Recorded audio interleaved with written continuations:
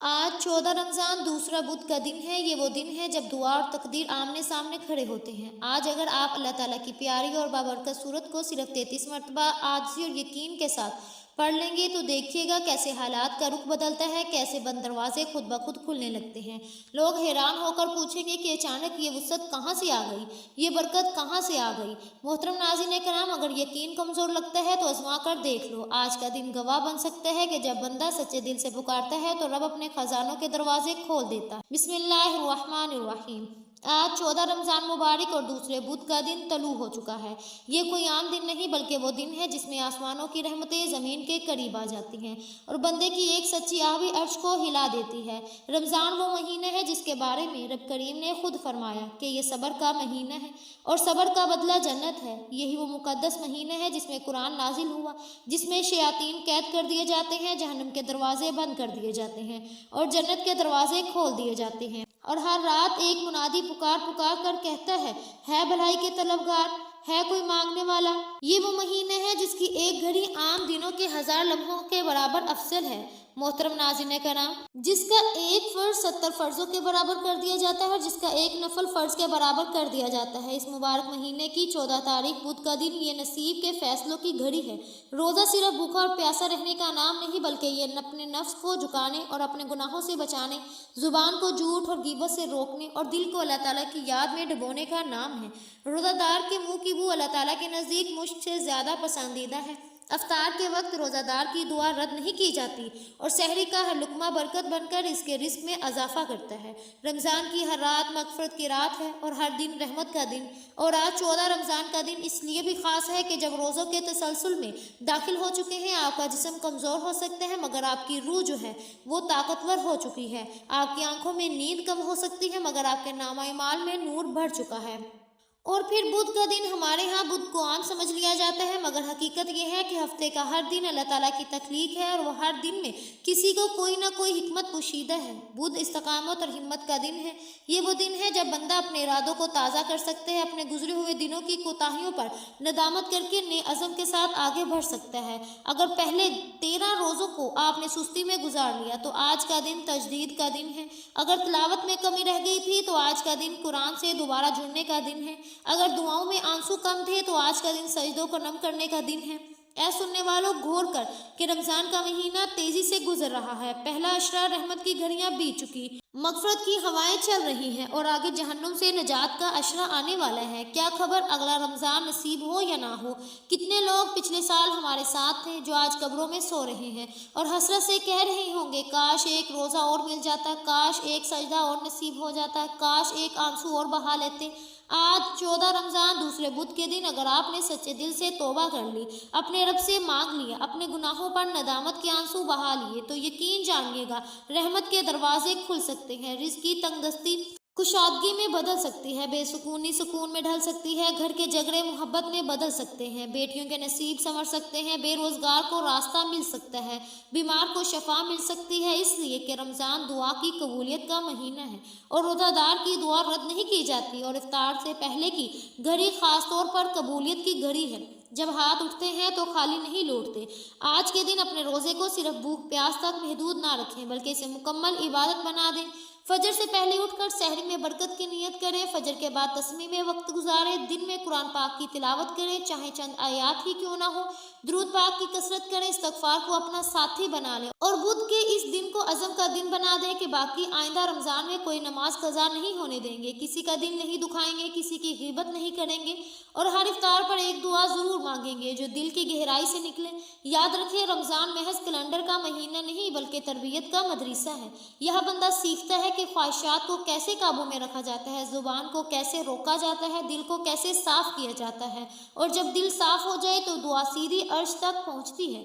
آج 14 رمضان بابرکت بدھ کے دن آپ اپنے رب سے عہد کریں کہ یہ روزہ میری زندگی بدل دے، یہ مہینہ میرے مقدر کا رخ موڑ دے، میرے گھر میں برکت ڈال دے، میرے رزق میں وسعت دے دے، میری اولاد کو نیک بنا دے، میرے گناہوں کو معاف کر دے، کیونکہ رمضان مانگنے کا مہینہ ہے اور اللہ تعالیٰ دینے والا رب ہے، وہ 70 ماؤں سے زیادہ محبت کرنے والا ہے، وہ بندے کی آہ کو سنتا ہے، وہ ٹوٹے دل کو صدا کو رد نہیں کرتا۔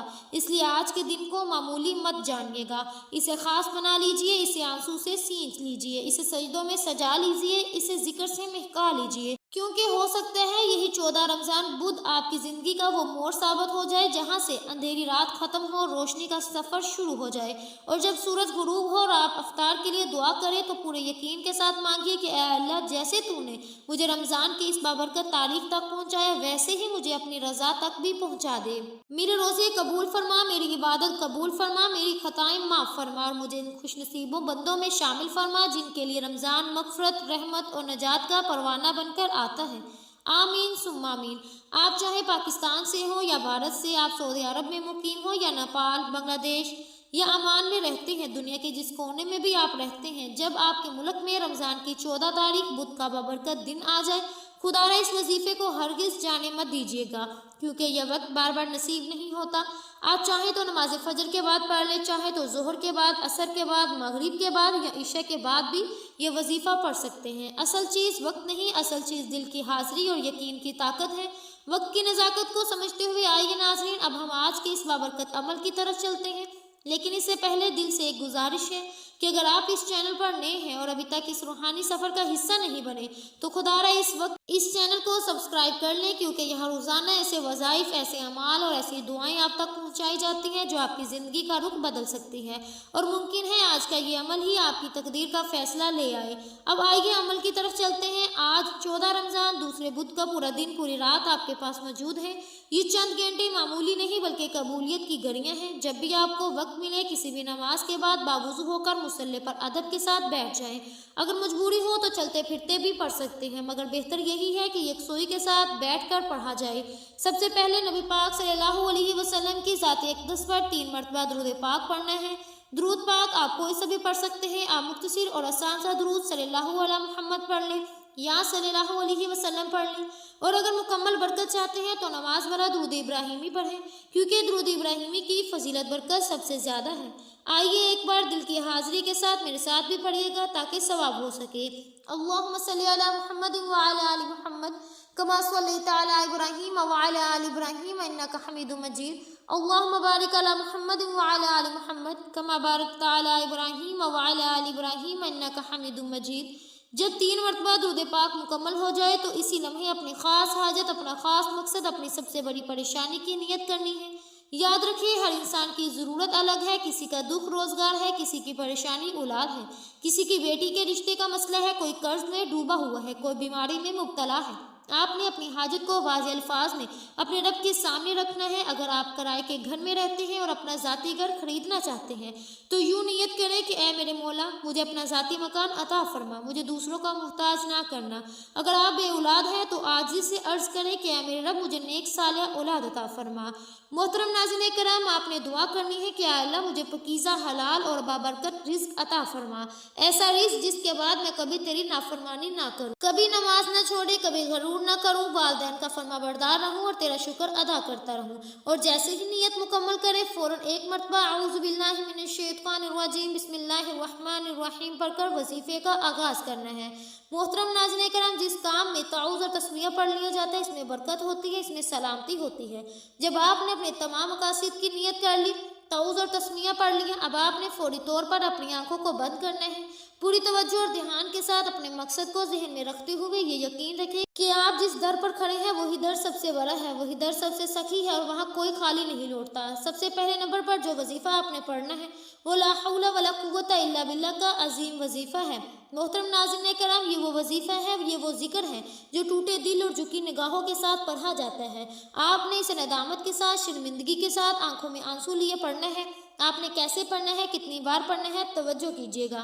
لا حول ولا قوت الا باللہ 1 بار ہو گیا، لا حول ولا قوت الا باللہ 2 بار ہو گیا، لا حول ولا قوت الا باللہ 3 بار ہو گیا۔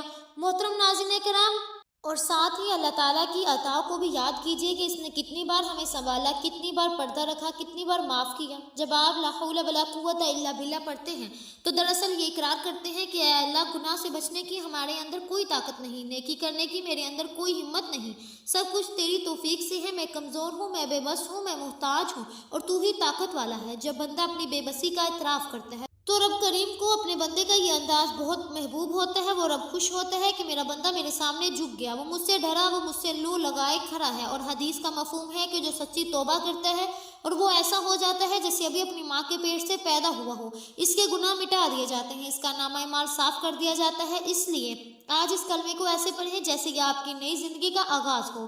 طریقہ بہت آسان ہے، توجہ کیجیے گا۔ لا حول ولا قوت الا باللہ ایک بار ہو گیا، لا حول ولا قوت الا باللہ دو بار ہو گیا، لا حول ولا قوت الا باللہ تین بار ہو گیا۔ اس طرح سے آپ ہاتھوں کی انگلیوں پر پڑھ لیں یا تسبیح کے دانوں پر پڑھ لیں، آپ نے 100 بار پڑھنا ہے۔ آپ ہوں یا میں، ہم سب اپنے گناہوں کو جانتے ہیں، ہمیں کسی اور کو بتانے کی ضرورت نہیں، بس اپنے رب کے سامنے جھک کر سچی توبہ کرنی ہے، ندامت کے آنسو بہانے ہیں اور یہ یقین رکھنا ہے کہ جب بندہ سچائی سے پلٹ آتا ہے تو رب کریم اسے خالی نہیں لٹاتا بلکہ اپنی رحمت سے ڈھانپ لیتا ہے۔ جب آپ پہلے نمبر پر اخلاص اور ندامت کے ساتھ 100 بار لا حول ولا قوت الا باللہ مکمل پڑھ لیں تو اب دوسرے نمبر پر جو وظیفہ آپ نے پڑھنا ہے وہ آپ نے رب کریم کے 2 عظیم صفاتی نام پڑھنے ہیں، وہ نام جو رزق کے خزانوں کی کنجیاں ہیں۔ آپ نے یا رزاق یا وہاب کو پڑھنا ہے۔ یا رزاق یعنی اے رزق دینے والی ذات، اے رب جو چونٹی کو بھی پتھر کے نیچے رزق پہنچاتا ہے، اور یا وہاب یعنی اے بے حساب عطا کرنے والی ذات، اے وہ رب جو مانگنے سے پہلے بھی دیتا ہے اور بعد میں بھی دیتا ہے، اپنی شان کے مطابق نوازتا ہے۔ توبہ کے بعد سب سے پہلی ضرورت رزق کی ہوتی ہے، کیونکہ ہر گھر کی پریشانی کا بڑا سبب تنگ دستی ہے۔ ہر انسان کی کشادگی رزق چاہتا ہے، کامیابی چاہتا ہے، رکاوٹوں اور بندشوں کا خاتمہ چاہتا ہے۔ اور یاد رکھیں، جس خواہش کو انسانی عقل ناممکن کہتی ہے، میرا رب فرماتا ہے وہ میرے ایک کن کی محتاج ہے۔ اس لیے آج جب آپ یا رزاق یا وہاب پڑھیں تو یقین ایسا ہو جیسے دروازہ کھٹکھٹا نہیں رہے بلکہ کھلنے کی آواز سن رہے ہوں۔ بہتر یہ ہے کہ ان اسماء مبارکہ کو پڑھنے کے بعد سجدے میں جا کر مانگیے، کیونکہ بندہ اپنے رب کے سب سے زیادہ قریب سجدے کی حالت میں ہوتا ہے۔ اور دل سے مانگ کر دیکھیے، آنکھوں میں آنسو ہو، آواز میں عاجزی ہو اور دل میں یہ یقین ہو کہ میرا رب سن رہا ہے۔ طریقہ بہت آسان ہے مگر یقین مضبوط ہونا چاہیے۔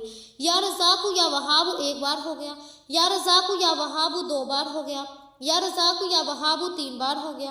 اس طرح سے آپ ہاتھوں کی انگلیوں پر پڑھ لیں یا تسبیح کے دانوں پر پڑھ لیں، آپ نے صرف 11 بار پڑھنا ہے، صرف 11 بار، مگر دل حاضر میرا یقین کیجئے، جب بندہ سچے دل سے ان ناموں کو پکارتا ہے تو اللہ کریم رزق کے دروازے کھول دیتا ہے، رحمتوں اور برکتوں کی بارش ہونے لگتی ہے، راستوں سے رکاوٹیں ہٹنے لگتی ہیں، جو برسوں سے اٹکا ہوا کام تھا وہ چل پڑتا ہے، بے روزگار کو روزگار ملتا ہے، بے اولاد کو اولاد کی خوشخبری ملتی ہے، قرضدار کے لیے آسانی پیدا ہوتی ہے، اور جو پریشانیاں پچھلے سال آپ کے قدموں سے لپٹی رہیں وہ انشاءاللہ اس سال آپ کا راستہ نہیں روک پائیں گی، تنگ دستی دور ہوگی، دل کا بوجھ ہلکا ہوگا اور اللہ پاک کی رحمتوں اور برکتوں کی ایسی برسات ہوگی کہ آپ خود حیران رہ جائیں گے۔